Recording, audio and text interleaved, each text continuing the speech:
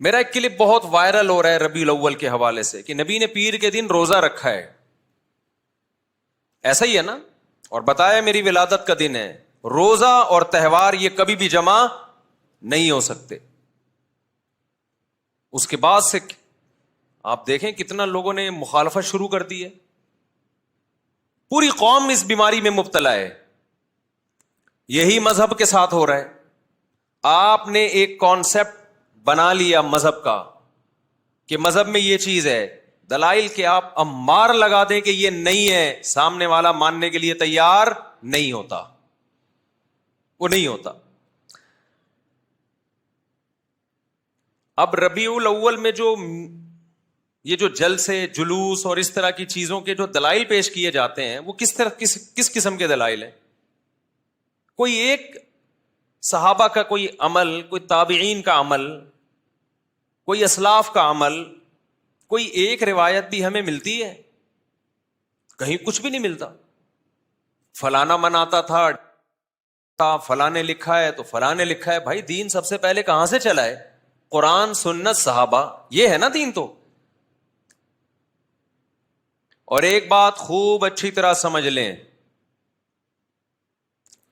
میری حضرت مفتی تقی عثمانی صاحب سے ملاقات ہوئی، ان کی زیارت کے لیے گیا. انہوں نے بڑی زبردست نصیحت کی.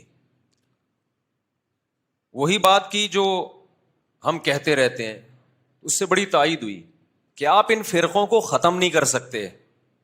آپ کا کام ہے پازیٹو وے میں، مثبت انداز میں اپنے دلائل لوگوں کے سامنے رکھ دینا.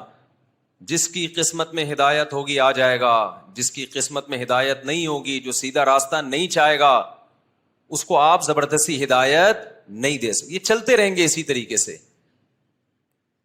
اس جملے سے بڑی تسلی ہوئی.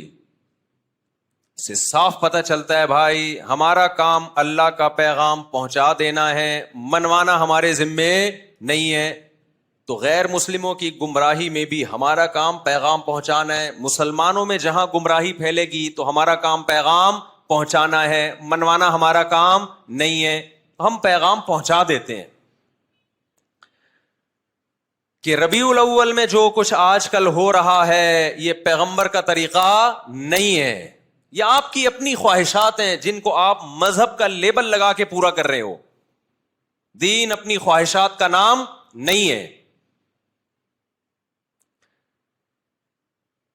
پورا صحیح کوئی نہیں ہوتا.